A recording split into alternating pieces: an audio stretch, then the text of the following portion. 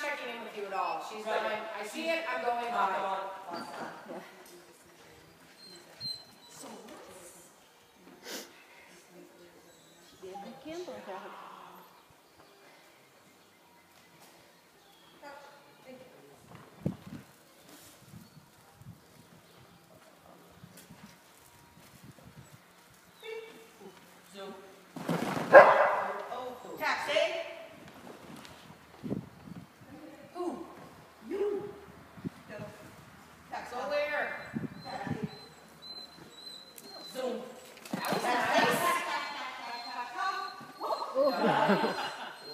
What's the come for? Where's she gonna go?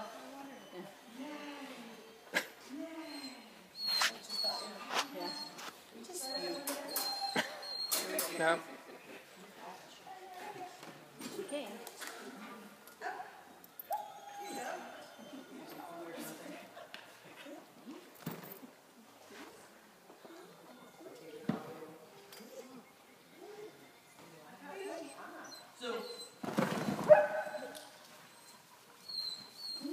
Nice. Yay.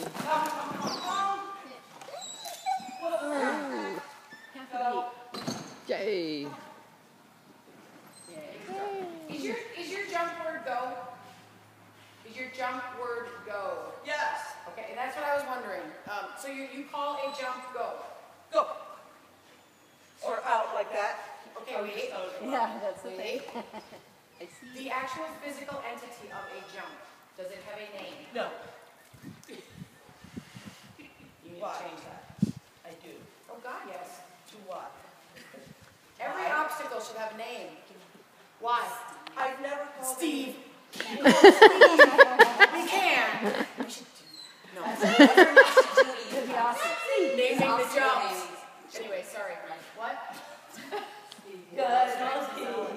Okay, so the question was why? Listen to me. That was like very adamant, wasn't it? You have to name your jumps. Why?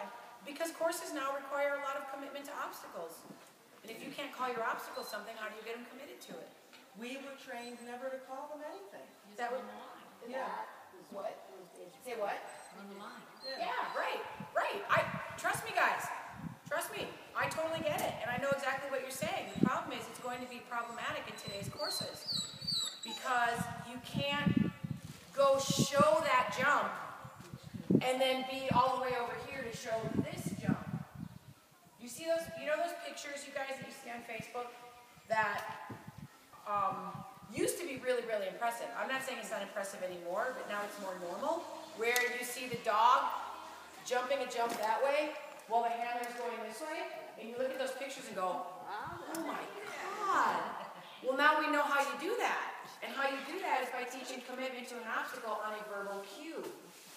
Because if you do it the way you're talking about doing it, the way we always have done it in the past, if you said go, and you started to turn before your dog committed, they're going to turn and come off of the obstacle and come with you. Because they're reading body language only. Well, like the come was a good example, because she said come when she was facing this way, and that makes the taxi turn around and came. Correct. You know. And so what you're doing then, if you're using your body to cue the jumps, then your body has to maintain the same direction until the jump is committed to. Does that make sense? Yeah. If you want the dog to commit to an obstacle and you be able to move the other way, you have to give them, there has to be a cue that commits them to that obstacle that overrides your physicality. Does that make sense? So we're teaching commitment. Commitment used to mean, to be very honest, and you may still answer the same way too. I could ask a group, what do you consider commitment? And they would say, when the dog takes off, when the dog enters the tunnel, when the dog loads onto the contact. That's commitment. That's what we always called commitment, and our courses supported that. But now, if you ask a certain group of people what commitment is, if I'm looking at that jump, and I say jump, you're committed. I don't care how far away from it I am, I don't care what I do. Once I've told you jump, I'm out. So we hear all these people say, oh, oh, oh, oh. And on jumps, and it's like. You shouldn't have to call every jump. You That's- call the obstacle. No. Trust me. Yeah, no. Do you know how hard it is for someone like me? I mean, you guys haven't gotten it because you've been really good about it. The very first day, one of the things that I did was just rail at people about the word here. I can't stand it. I cannot stand it. Because you go to trials where I teach every weekend, and all I hear is here, here. Here means come, here means go, here means jump, here means tunnel, here means don't do that. It's just this damage control cue that is so overused, it's ridiculous. I hate it. I don't say it ever. You'll never hear me say here on course. But I'm a very quiet handler because I do believe in how body language directs our dogs, okay? So now that I'm learning about this whole commitment thing to a greater degree, like my idea of commitment was always, you guys ever read the book on distance? It's not even a joke. And I can send my dogs anywhere. I could send my dogs anywhere. I could run as far off of them laterally. I still can. What I couldn't do was send and run. I could send my dog to that dog walk from here as long as I kept facing the dog walk. The piece that was missing was involving my motion as a distraction and teaching the dog to understand that when I call that something, you go take that and you check in with me at the completion of the obstacle. So I'm not creating obstacle focus. It's still handler focus. But if I tell you to go jump, you disconnect from me, you take your jump, you check back in. All right? But for someone like me that is very quiet on course, and I still am. Yeah, I understand. It's given me a new understanding of how hard it is for people to not say here when they're used to it. Only opposite. Do you know what I mean? I have to train myself to talk.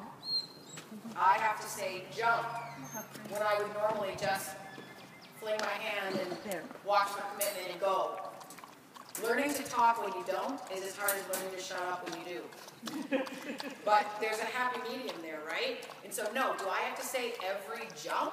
Absolutely not. Because if I am physically supporting it with my path, they can take it. Girly.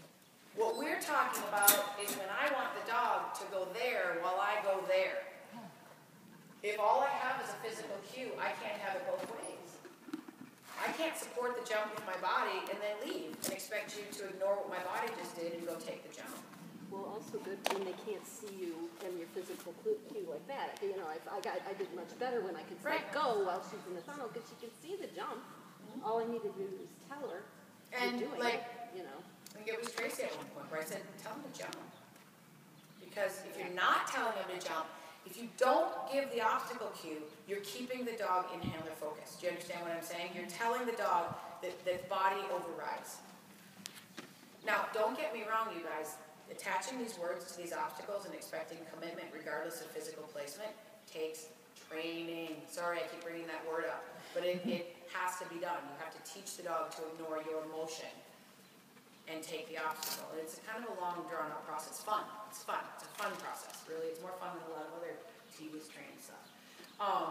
But once you've taught it, then yes, you still have to show it, or else they're just going to be willy-nilly taking jumps all over the place, right? I have pointed to that jump. I've told you to jump. The jump is still 12 feet away. Even though I turn and go this way, I expect you to cover that 12 feet and take that jump, and then find me. But if I don't have a word for it, can't do it. Hands are tied. You have to stay. And if you look at a dog the speed that you're running, it's part of what's getting you in trouble. You can't change your direction until the dog's already taken the obstacle, which means you're getting behind her and behind her and behind her over the obstacle. Makes sense? And it's just the evolution of courses, right? Our courses used to never be a problem to just wait for the dog to commit and go, wait for the dog to commit and go, because they followed a certain path, and you know what I mean? And that's changing. So the whole commitment thing is now changing as well. Okay? So I think that's a good note to let you chew on while we have lunch.